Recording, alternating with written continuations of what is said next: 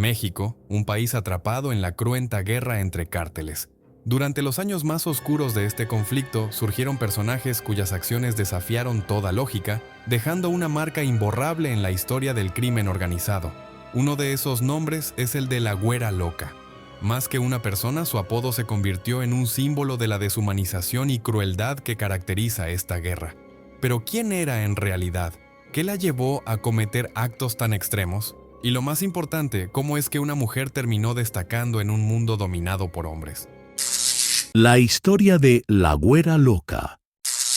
Para entender quién fue la Güera Loca, primero debemos hablar del entorno en el que surgió. Durante la primera década de los años 2000, los Zetas se consolidaron como uno de los cárteles más temidos de México. Originalmente formados por exmilitares, su brutalidad y tácticas paramilitares los diferenciaron de otros grupos criminales, pero su expansión desmedida trajo consigo una escalada de violencia que pronto sumió a regiones enteras en el caos.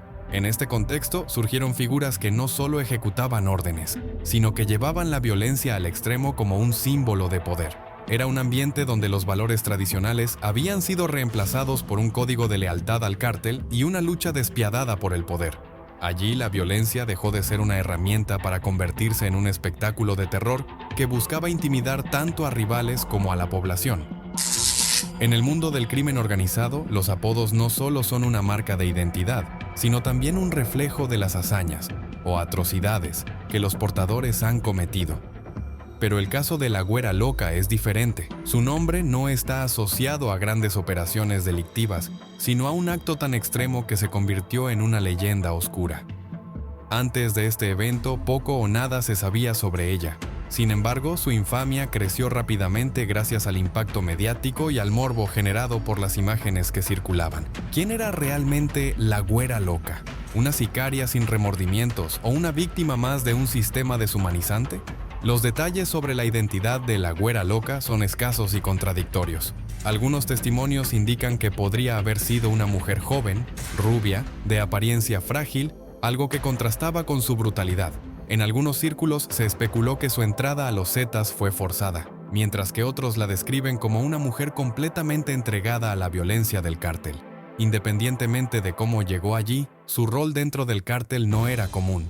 A diferencia de otras mujeres que operaban como informantes o en roles periféricos, la Güera Loca se destacó por su participación activa en actos de violencia directa. Su presencia se convirtió en una prueba de cómo el mundo del crimen organizado no distingue género cuando se trata de deshumanizar.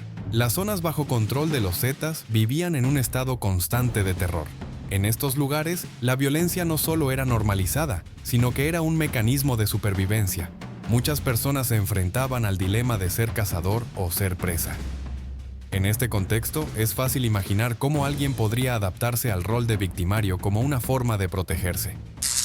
El final de la Güera Loca, también conocida como la Comandante Guerra, no solo marcó el desenlace de su historia, sino que expuso una vez más la crueldad que define la guerra entre cárteles en México. Este momento quedó registrado en un video que se difundió ampliamente por internet, mostrando la ejecución de 4 mujeres a manos de sicarios del grupo rival, los Zetas.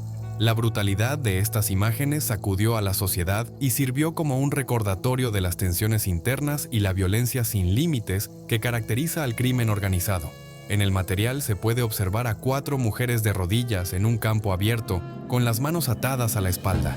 3 de ellas tienen el torso descubierto, rodeadas por 13 hombres enmascarados, presuntamente integrantes de los Zetas, quienes las encañonan con rifles de asalto. Los sicarios las acusan de estar relacionadas con el Cártel del Golfo, organización a la que las mujeres servían antes de ser capturadas. En medio del interrogatorio, una de ellas admite que su cuñado pertenece al Cártel del Golfo y otra admite ser la Comandante Guerra. Minutos después, los hombres comienzan su macabro acto. 4 de ellos se abalanzan sobre las mujeres, cortándoles el cuello sin piedad. Una vez que las víctimas caen al suelo, los atacantes completan la ejecución decapitándolas.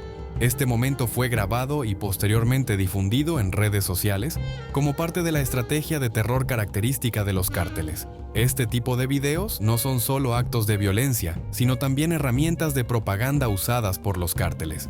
En este caso, los Zetas buscaban enviar un mensaje claro a sus rivales del Cártel del Golfo. No habría piedad para quienes intentaran desafiarlos. Sin embargo, estas imágenes también sirvieron para exponer la inseguridad que permea regiones enteras de México, donde el control del territorio está más en manos del crimen organizado que de las autoridades. ¿Tú cómo te llamas? Erika Yasmín Castillo López. ¿A qué organización perteneces? El Golfo. ¿Para quién trabajabas? Juan José Guadalupe Aguilar López, alias El Ostión. ¿Él que era tuyo? Tío. Tío. ¿Y usted cómo se llama? Olivia López Jiménez, ¿A qué organización pertenece? al Golfo, ¿A quién conoce? a mi cuñado, ¿Quién es su cuñado? el José Guadalupe ¿Cómo le dicen? Castillo Aguilar. ¿Cómo le dicen? El Ostión, ¿Usted? ¿Cómo se llama? María Rosario Rodríguez Méndez, ¿Para quién trabaja? ¿Qué organización? al Golfo, ¿Qué función desempeñaba ahí con el Golfo? al Cona, ¿A quién más conoce? nada más. Nada más. ¿Usted cómo se llama? Yesenia Pacheco Rodríguez, ¿Cómo le dicen? comandante Güera, ¿Para quién trabajaba? para el cártel, ¿Con quién más andaba usted? con el comandante Gallo, ¿Ese comandante Gallo qué?